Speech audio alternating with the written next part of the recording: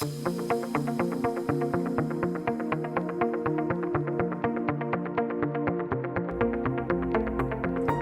Leadership Council. Kyle Anderson here, your Executive Director. Joined today by the staff and leadership of the Military Family Readiness Center located at Scott Air Force Base. We just took a whirlwind tour of the facility and had a great presentation about all the different programming you guys do, which is, wow, it's a lot. They do so much to help those families that are located here at Sky Air Force Base. So we just want to do a little quick question and answer session. But first, we're going to get an introduction from each one of the team members. So. I'm John Miles. I'm the flight chief here at the Military Family Readiness Center. Jessica Volkman, I'm one of the team leads. And I'm Jennifer Welch, one of the other team leads. Okay. Well, thank you guys very much. So some of our audience may not be totally familiar with what the Military Family Readiness Center is and does. So just a 30,000 foot overview of what the MFRC kind of does, and so they're a little bit more enlightened about what you guys do.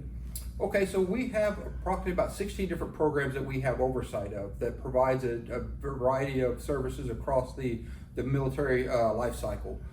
So it anywhere from basically, I call it from cradle to grave. We have services that help from pre-birth to helping people to post-death and beyond. So we help families beyond the point where the active duty member may pass, and we provide long-term care to those families.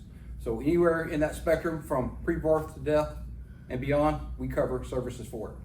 Okay, I think a lot of people like the TAP program. What's TAP stand for?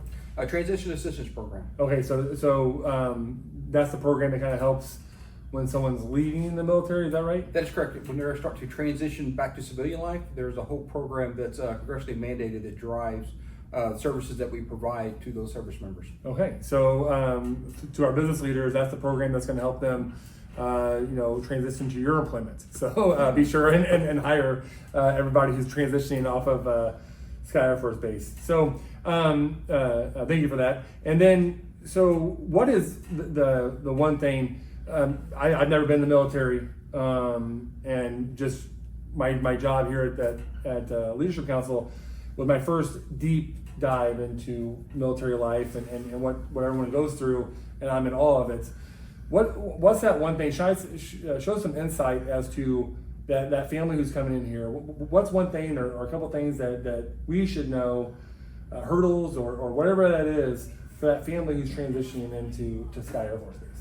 Well, Kyle, I would say that for families coming to Sky Air Force Base, my perspective as a military retiree, Jess as a military spouse, our families have a lot of different needs, right? They might be coming from overseas and they might be arriving to Scott and their household goods aren't going to arrive for another 60 days. And they're trying to find childcare and they're trying to get acclimated in their communities. Maybe they have some family members with some special needs and they need to be connected into this new community that they're calling home. They're trying to figure out what's the best town to live in and what's going to be the best school district for their children, and they're trying to figure out all of these things in a period of a couple weeks. Yeah. And so that can be really challenging for our families. I don't know if you have anything to add from your experience as a military spouse, Jess. It's always the aspects of like the five main things.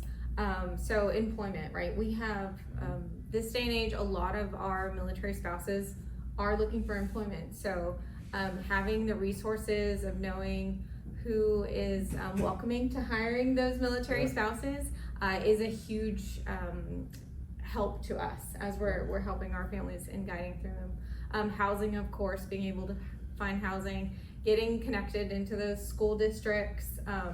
A lot of the times our families are trying to do this before they even get to Scott. So having those resources available to them ahead of time. And like Jen said, childcare is a big one. So having those open availabilities will really help our families and support them in their transition to Scott.